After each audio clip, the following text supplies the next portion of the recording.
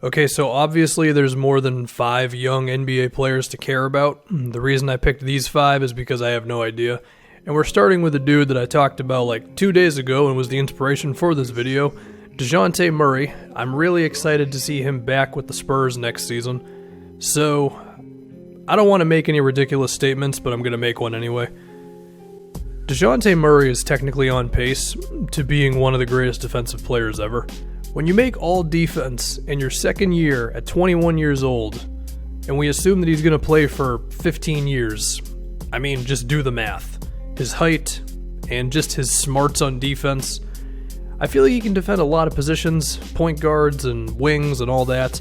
Offensively, he's figuring it out for the Spurs, I guess is the best way that I can put it.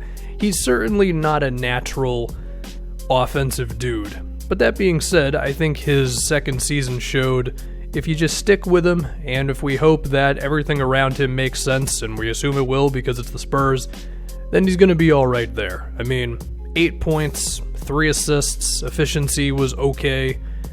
He didn't turn the ball over that much. Granted, he didn't make that many plays either, but he just did kind of a little bit of everything to where I'm just going to guess his offense is going to be decent to probably above average eventually on top of elite defense.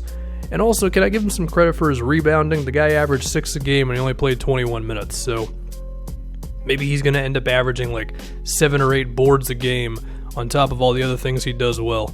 I'm a big fan of Dejounte Murray. I'm also a pretty decent fan of Jonathan Isaac, a guy that I've talked about a few times on this. He apparently had the worst ankle sprain in the history of ankle sprains because he missed damn near his entire rookie season. But this year for the Magic, the dude was not always amazing, but I think the signs are there that he's definitely on an upswing. I mean, he's basically an alien.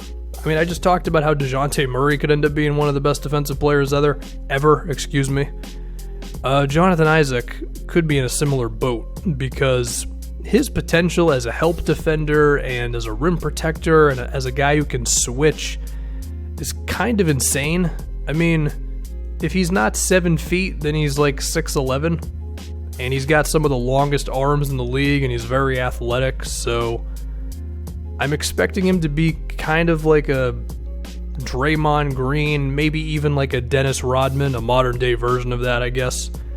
So the only other question for Jonathan Isaac, really, to me, is if he can just round out the rest of his game to go along with that defense. I mean, off the dribble, I think he's shown some signs. I don't want him running the show pretty much ever, but I guess occasionally is not the worst thing in the world. As far as his shot making, I mean, I think his shooting has shown enough signs in his career so far. He's a good free throw shooter. I think his form is cool, and he's never shot severely below average from outside, so there could be some potential there. As far as scoring around the rim is concerned, I think he could actually be great as an offensive rebounder, a roller, a cutter. We hope that he gains a little bit more weight so he doesn't get pushed around down there. Yeah, Jonathan Isaac seems pretty good for the Magic. Luke Kennard. I believe he went to Duke, so you could call him Duke Kennard, but that's a pretty corny joke. We're just going to move on from that one.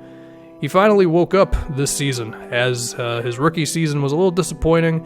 It didn't help him that he was selected right before Donovan Mitchell or whatever it was, and he was kind of this glaring black hole for the Pistons as an organization that has not done the best over the past 7 or 8 years. But they're looking a little better lately. I think they're in a position to actually be kind of decent moving forward, and I think Luke Kennard is part of that. I mean, he was really confident against the Bucks.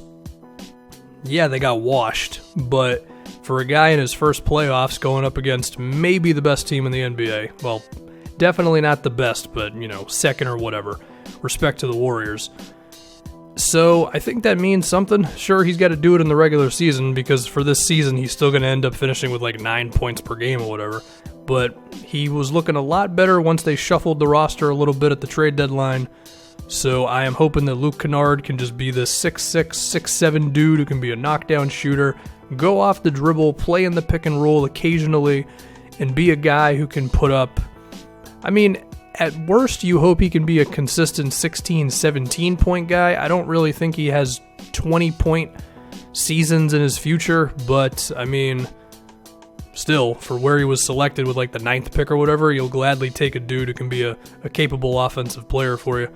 Justise Winslow. I made an entire video about this guy because he has remained one of the most intriguing prospects in the league to me as a guy who can just be this awesome all-around player who never really had a position. You didn't know what his play style was going to be.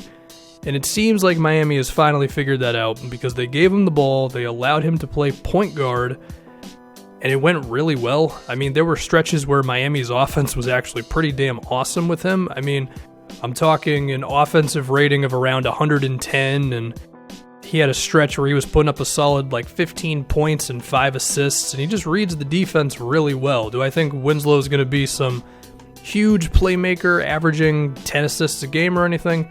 No, but I don't think you necessarily have to be that either. I think the other intriguing thing with him is that he can be a bit of a bulldozer going to the rim.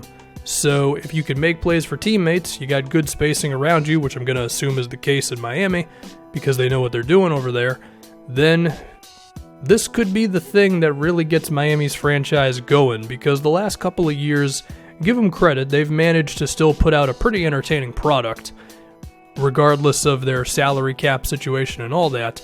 But you didn't know if there was really an avenue for them getting back to some above-average basketball, right? Because they've been basically hugging the 8th seed for a while. Justise may be the thing that allows them to do that. Lastly, we're going to go with Dillon Brooks, who I guess can be the most underrated of the 5 dudes here. So he didn't play this season, or he barely played for the Grizzlies. But his rookie year was kind of awesome. He shot about 35% from 3 and took quite a few a game, and what is maybe the best thing we can say about his rookie season is just how much he played. I mean, I believe he started almost the entire season, and they relied on him to make shots and occasionally run some offense and have the ball in his hands and be in pick and rolls and occasionally have isolations, and it all went pretty okay. I mean, sure, his numbers are not going to jump out at you. It was like 7 or 8 points a game or whatever, but I think that's still pretty impressive for a rookie, and I think the Marc Gasol trade was a sign that the Grizzlies are going to get a little younger. I don't think they're going to go into a full-on rebuild. I guess we'll have to see what happens with Mike Conley, but for all the stuff we can praise them for moving forward with, Valanciunas, who could get better, and Jaren Jackson, who looks great, and DeLon Wright could be somebody they can buy into, and of course they're going to have some lottery picks, we assume. Dillon Brooks should be included in all that. And of course, he was almost traded to the Phoenix Suns, if you ask the Phoenix Suns that. And I guess that matters, that he gave us one of the most entertaining bits of the NBA season this year. So, yeah, Dillon Brooks is pretty good.